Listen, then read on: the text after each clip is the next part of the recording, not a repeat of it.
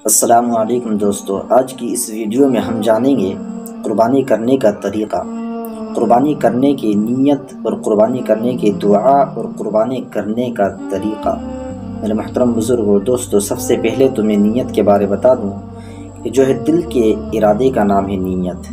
نیت جو ہے دل کے ارادے کا نام ہے نیت۔ اگر آپ نے دل میں ارادہ کر لیا ہے کہ مجھے قربانی کرنی ہے تو آپ کی نیت ہو چکی ہے، زبان سے کہنا ضروری نہیں ہے۔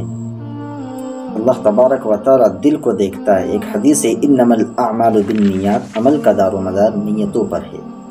اگر یہ قرآن کی آیت ہے، اگر یہ پڑھ لے تو بہتر ہے۔ انی وجہت وجہی للذی فطر السماوات والارض حنیفا وما انا من المشرکین ان صلاتی ونسکی ومحیای ومماتی للہ رب العالمین لا شریک له وبذلک امرت وانا اول المسلمین اللہم منک ولک۔ یہ پڑھنے کے بعد بسم اللہ اللہ اکبر کہہ کر ذبح کرے۔ یاد رہے کہ بسم اللہ اللہ اکبر کہنا بالکل ضروری ہے۔ اگر آپ بسم اللہ اللہ اکبر جان بوجھ کر اگر نہیں پڑھیں گے تو آپ کی قربانی نہیں ہوگی اور قربانی کا گوشت بھی حلال نہیں ہوگا۔ اس لیے جب جو ذبح کرے وہ خیال رکھے، بسم اللہ اللہ اکبر کہہ کر ذبح کرے۔ اور ایک چیز یہاں پر یاد رکھنی ہے، جب آپ ذبح کرتے ہیں تھوڑے سے کرنے کے بعد کوئی دوسرا شخص آتا ہے اور چھری لے کر کے وہ بھی ذبح کرنے لگتا ہے تو اس پر بھی ضروری ہے کہ وہ بھی بسم اللہ اللہ اکبر پڑھ کر ذبح کرے۔ کہیں میں دیکھتا ہوں کہ کسائی جو ہوتے ہیں وہ منہ پر گٹکا یا پان رکھتے ہیں اور وہ بغیر پڑھے ہوئے بسم اللہ اللہ اکبر بھی نہیں پڑھتے ہیں اور وہ ذبح کرنے لگتے ہیں، تو اس کی قربانی نہیں ہوتی ہے اور قربانی کا گوشت بھی حلال نہیں ہوتا ہے۔ اس لیے خیال رکھے جب بھی کسائی ہو یا پھر جو ذبح کر رہا وہ بسم اللہ اللہ اکبر اس کے لیے پڑھنا ضروری ہے۔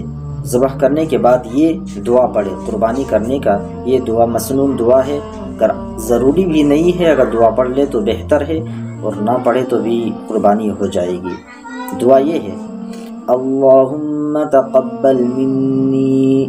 یہاں پر ایک بات کا خیال رکھے، اگر آپ اپنی طرف سے قربانی کر رہے ہیں تو اللہم تقبل منی کہیں گے، اور اگر آپ دوسرے کے جانب سے کر رہے، دوسرے کی طرف سے کر رہے ہیں، اگر ان میں 7 افراد شامل ہے تو اللہم تقبل من کہنے کے بعد 7 افراد کا نام لے، نام لینے کے بعد کما تقبلت من حبیبک محمد و خلیلک ابراہیم علیہم الصلاۃ والسلام پڑھے۔